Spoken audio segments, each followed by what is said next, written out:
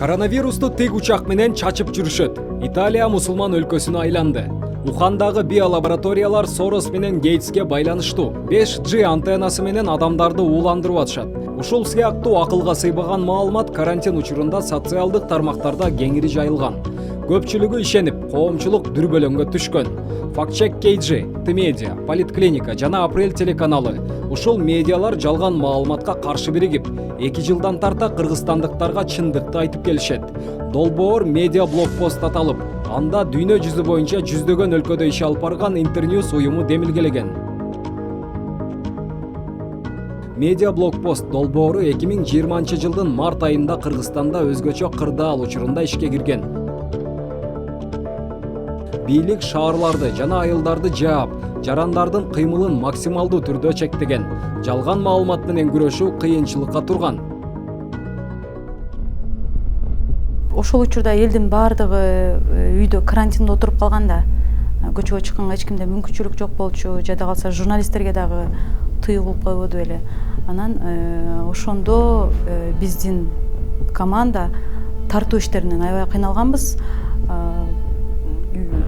Мисалга бир материалды жасаш үчүн түшкө чейин текст бүтүрүп, аны ошол журналист кайра өзү телефонго тартып, кайра ошо телефон менен монтаждап, ушундай түшүктөр болгон да. Действительно, мы справились, то есть с вот этим всплеском дезинформации и мисинформации. Группа хорошо поработала, мы получили хороший результат. Я думаю, что даже в каких-то случаях мы просто спасали жизни, да, потому что люди лечились чем попало и не знали вообще, что делать в ситуации, когда такой информационный вакуум. Но потом случился черный июль, к сожалению, когда мы потеряли огромное количество жизней, и Кыргызстан был на первом месте в мире по смертности от коронавируса. Люди не знали тоже, где достать лекарства, куда поехать, где открыты стационары, кто принимает и кто не принимает. В общем, тогда медиа опять стали вот тем звеном, которое было на передовой линии и спасало жизни. Да? То есть вот эта информация действительно была очень жизненно необходима. Вокруг вируса, вокруг коронавируса образовался информационный вакуум.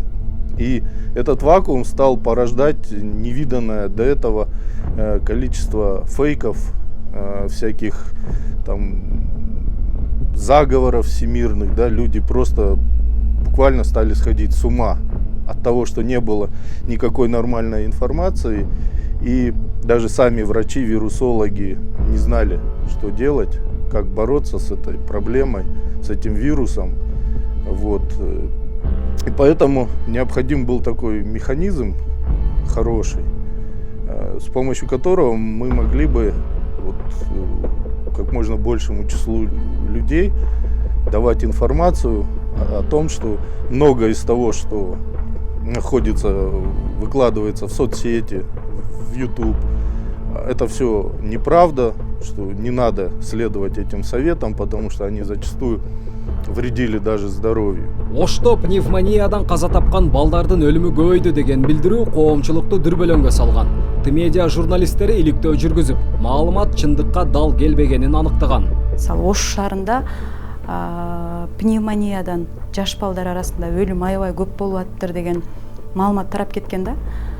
Ошондо биздин редакция жерине барып, Мүрзөгө барып, ал жерде чындап эле акыркы учурларда мындай балдардын өлүмү көп болуп, балдардын сөөгү көп келип атабы деген маалыматтарды жерине барып тактаган учурларыбыз болгон да.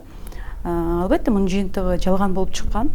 Мындан сырткары дагы коронавирусту ойлоп тапкан адамдардын аты аталып кеткен, ушул сыяктуу фейктер менен күрөшкөнбүз. Ал эми Политклиника медиасынын журналисттери медиа блокпост долбоорунун алкагында бийлик тарабынан таратылган жалган маалыматты бир нече ирет төгүндөгөн. Матраимовдор экспресс тесттерди алып келген. Булар эффективдүү, ушундай аябай сонун тесттер деп берген, бирок алар айтканчалык эффективдүү эмес экенин далилдеп бергенбиз да. Анан ушунун аркасынан дагы экинчи дезинформация кеткен. Бул мэрия тарабынан ВОЗ сунуштаган тесттер деп чыккан да.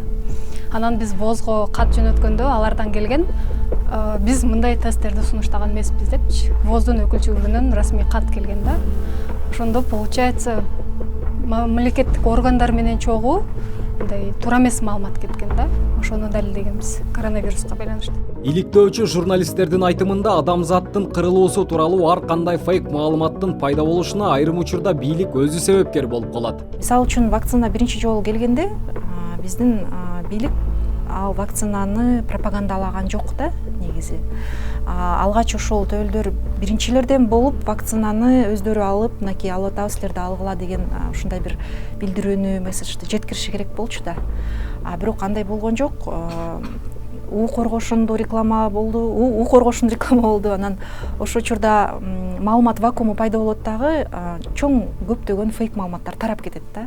Вакцина зыян экен, вакцинадан бизди өлтүргөн атышат, бул адамзатын кырып атышат деген сыяктуу маалыматтар көбөйүп кетет да. Ошол учурда биз көп фейк маалыматты төгүндөгөн болчубуз.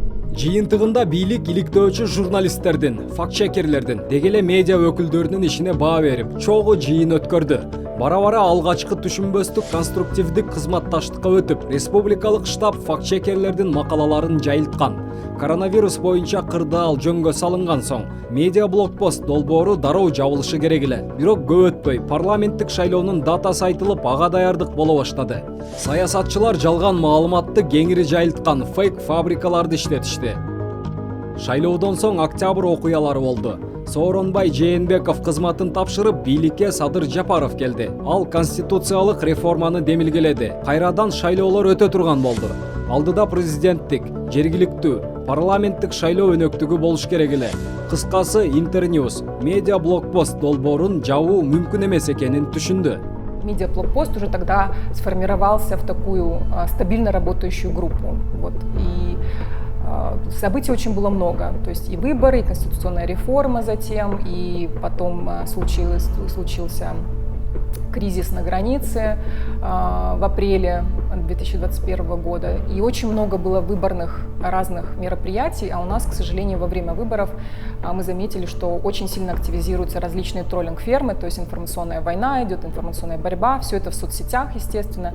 И здесь вот мы поняли, что вот без вот этой факт-чекинговой инициативы мы уже жить не можем, да, то есть как вообще на страновом, на национальном уровне. Факт-чекерлер депутаттыкка жана президенттикке атсалышкан талапкерлердин билдирүүсүн кылдат текшерип атты. Манипуляция, жалган маалымат, жартылай чындык. Журналисттер саясатчылардын билдирүүлөрүн текшерип, дароо окурман, көрөрмандарга маалыматты жеткирип атты. Мы командой садились, слушали все, что говорят кандидаты, все дни, когда вот шли дебаты. И тут же прям проверяли, и тут же на сайте выкладывали в соцсетях, что вот этот человек, этот кандидат сказал там, что про границу таджикско-кыргызскую то-то, мы проверили, на самом деле оказывается, что он наврал.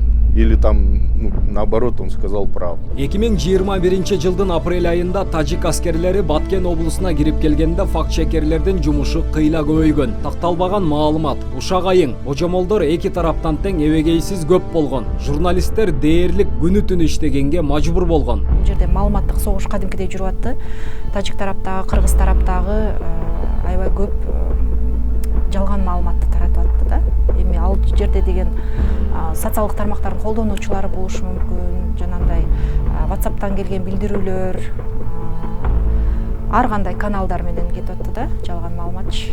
Абалды курчутуш үчүн буга чейинки эле чыгып жүргөн фейк видеолорду таратып атышты да. Фейк эмес, эми башка окуядагы видеолорду, ошол эле Ирандагы, Сириядагы видеолорду алып, анын чытырларын алмаштырып, которуусун туура эмес кылып таратып атышты да.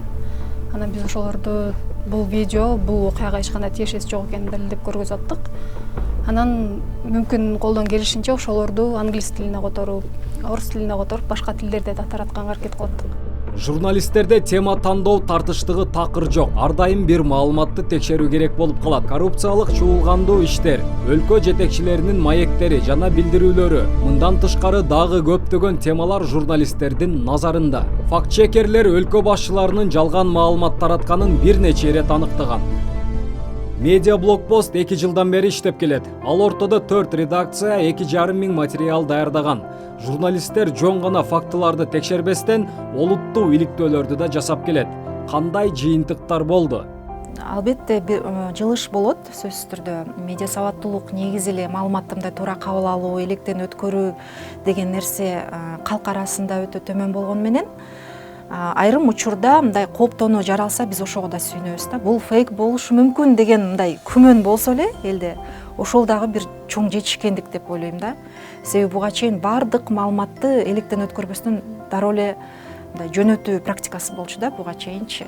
Я убежден, это я уже вот на опыте тренингов, всяких семинаров, встреч со студентами, можно сделать вывод, что у молодого поколения, у них критическое мышление больше развито, и любую информацию они очень быстро начинают воспринимать критически. Даже если они раньше не знали, они очень быстро этому учатся. Журналисттердин макала, сюжеттери кайда жайгаштырылат?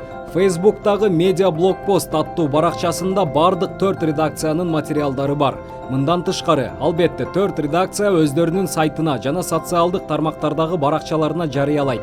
Фактчек KG, Политклиника, Т-медиа жана Апрель ТВ медиаларынын сайттарынын шилтемелерин ушул видеонун алдында көрө аласыздар.